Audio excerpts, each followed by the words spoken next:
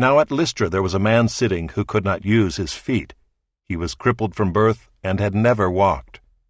He listened to Paul speaking, and Paul, looking intently at him and seeing that he had faith to be made well, said in a loud voice, "Stand upright on your feet." And he sprang up and began walking. And when the crowd saw what Paul had done, they lifted up their voices, saying in Lycaonian, "The gods have come down to us in the likeness of men." Barnabas they called Zeus, and Paul Hermes, because he was the chief speaker. And the priest of Zeus, whose temple was at the entrance to the city, brought oxen and garlands to the gates, and wanted to offer sacrifice with the crowds. But when the apostles Barnabas and Paul heard of it, they tore their garments and rushed out into the crowd, crying out, "Men, why are you doing these things?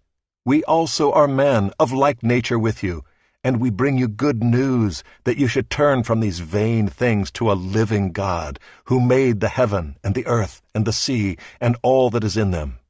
In past generations he allowed all the nations to walk in their own ways, yet he did not leave himself without witness, for he did good by giving you rains from heaven and fruitful seasons, satisfying your hearts with food and gladness. Even with these words they scarcely restrained the people from offering sacrifice to them. But Jews came from Antioch and Iconium, and having persuaded the crowds, they stoned Paul and dragged him out of the city, supposing that he was dead. But when the disciples gathered about him, he rose up and entered the city, and on the next day he went on with Barnabas to Derbe. When they had preached the gospel to that city and had made many disciples, they returned to Lystra and to Iconium and to Antioch, strengthening the souls of the disciples, encouraging them to continue in the faith, and saying that through many tribulations we must enter the kingdom of God.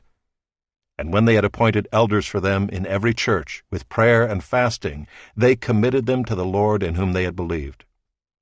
Then they passed through Pisidia and came to Pamphylia. And when they had spoken the word in Perga, they went down to Attalia, and from there they sailed to Antioch, where they had been commended to the grace of God for the work that they had fulfilled. And when they arrived and gathered the church together, they declared all that God had done with them, and how he had opened a door of faith to the Gentiles. And they remained no little time with the disciples.